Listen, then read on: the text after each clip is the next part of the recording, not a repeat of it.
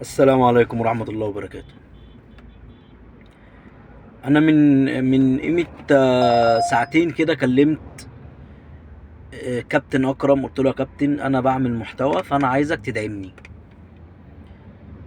فهو قال لي طيب ابعت لي المحتوى بتاعك أنت بتقول إيه أو بتتكلم عن إيه. فأنا بعت له الإيه الصفحة بتاعتي علشان خاطر يبص عليها. قلت له يا كابتن، هزرت معاه قلت له يا كابتن أنا بعمل محتوى زي بتاعك وهنفسك.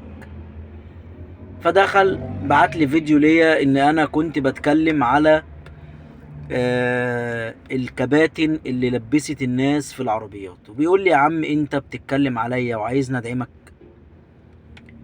قلت له يا كابتن انا يعلم ربنا ان انا ما كنتش بتكلم عليك، ويعلم ربنا ان انا ما جبت سيرتك ولا اتكلمت عليك. انا بتكلم في العموم، في الكباتن اللي طلعت. قال لي مفيش حد غيري ظهر الفيديوهات الفيديوهات الشغل بتاعته على الفيديوهات. لكن قسما بالله وانا بقسم بالله ان انا ما كنت اعرف ان هو عمل كده، لاني انا ما كنتش متابع قوي للكباتن، لكابتن اكرم وكابتن محمد السيد وكابتن محمد تاني. انا اسف جدا انا ما اعرفش اسمه محمد ايه، لان والله انا ما متابع، انا ما كنتش متابع كل فيديوهاتهم. ولكن انا قلت ان انا هعمل فيديو، هعمل محتوى، علشان انا اتبهدلت في ان حد يفهمني معلومة. مش معنى كده ان انا شفت كل فيديوهات بتاعت الكابتن اكرم او الكباتن التانية. الكابتن اكرم نفسه انا كنت بكلمه علشان خاطر في حاجات كتير انا ما كنتش اعرفها، لان انا كنت داخل ال الشغل ده جديد. فانا كنت بكلمه، كنت بساله. انا من الناس اللي انا كنت بحترم كابتن اكرم، وما زلت انا ما زلت بحترم كابتن اكرم.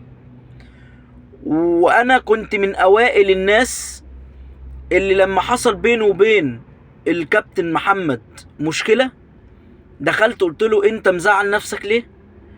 والرسالة دي هتوصل لكم دلوقتي.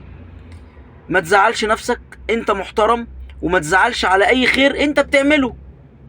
فانا استحالة اخش اهاجمه في فيديو ليا وانا كنت باخد منه معلومه، وانا مش مكسوف ان انا بقول ان انا كنت باخد منه معلومه، لاني انا بتعلم وحضرتك بتتعلم والاستاذ اكرم بيتعلم والاستاذ محمد بيتعلم وكلنا بنتعلم، مفيش حد ما بيتعلمش. انا يعز عليا دلوقتي ان في بني ادم تاني او شخص تاني يبقى زعلان مني فقط لا غير، ولكن شغل او ان انت تتعبني او ما تتعبنيش دي مش بتاعتك، دي بتاعت ربنا. انا كنت بقول لك عشان انت ليك ناس كتير وعندك محتوى كبير مش قليل، انت راجل برضو في المحتوى ما شاء الله عليك. وكنت بقول لك من عشمي فيك ان انا كنت يعني قعدت فتره اكلمك. بس الله اعلم انت فاكرني او مش فاكرني، الكلام اللي بيني وبينك بيبقى موجود عندك او لا، الله اعلى واعلم. ولكن هي برضو مش بتاعتي ولا بتاعتك، هي بتاعت ربنا، مش بتاعت حد تاني. فرزقي هاخده ورزقك هتاخده ايا كان هو ايه. والبوست ده انا الفيديو ده انا بعمله مش عشان اهاجم فيه برضو كابتن اكرم، عشان انا مش عارف الكلام ممكن يتفهم غلط. انا بعمله علشان انا ما هاجمتكش يا كابتن، بعمله عشان برضو اقول لك، لان انت في يوم من الايام علمتني وخدت منك شوية معلومات. فانا برضو بقول لك ان انت يعني ما تزعلش مني لو انت فهمت ده. بس ليه؟ لاني انا ويعلم ربنا انا بحبك لله. يعني الحب ده ما بيبقاش ايه، مش يعني مش هاجي اقول لك اصل انا هطلع دلوقتي اعيب فيك والكابتن عمل. لا لا خالص، والله انت راجل محترم وافضل مني وافضل. بص يعني انت يمكن عند ربنا افضل مني كتير كتير كتير كتير. تمام. فانا برضو بعمل الفيديو ده مش عشان اي شيء، عشان اقول لك انت ما تزعلش، ما تزعلش لو انت فهمت غلط. انا يعز عليا ان حد يبقى زعلان مني، انا ما بحبش حد يبقى زعلان مني، ما بحبش انام على المخده كده وفي حد زعلان مني ايا كان. بس شكرا. وبرضه يا كابتن انا بقول لك صدقني والله انا ما كنت اقصدك.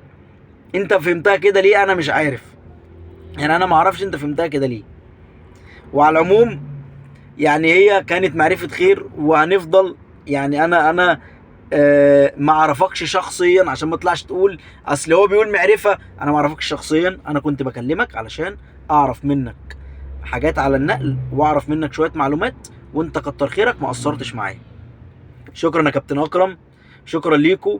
وفي الفيديو ده انا بقول لاخواتي التانيين، اخواتي اللي هم فعلا عايزين يدعموني، هم يخشوا يدعموني من نفسهم.